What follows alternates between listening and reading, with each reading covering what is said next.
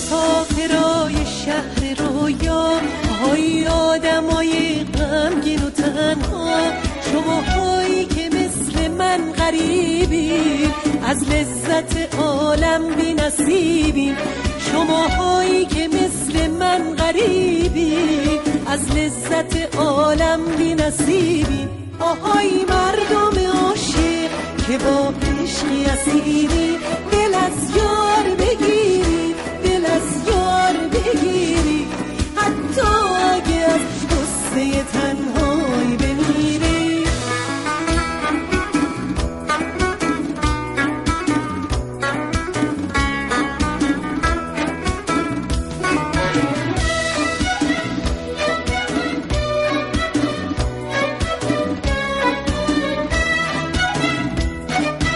یعنی که بی بوده بلا به جان خریدن، یعنی با لب تشنه به دریا نرسیدن.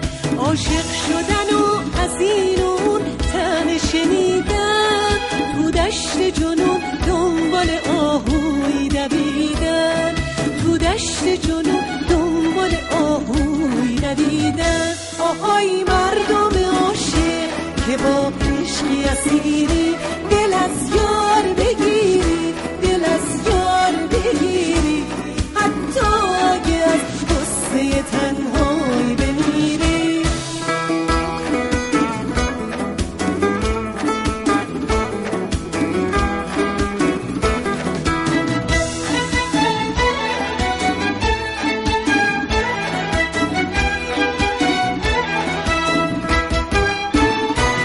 من با تن خسته هم پای دل به خون نشسته، هی رفتم و رفتم، هی رفتم و رفتم تا قطب رسیدن.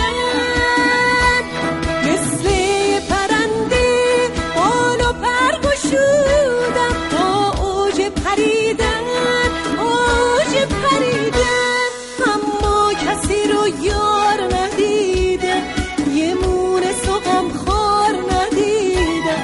اما کسی رو یار ندیدم، یه مونس و غمخوار ندیدم. برای دل بیمار پرستار ندیدم، برای دل بیمار پرستار ندیدم.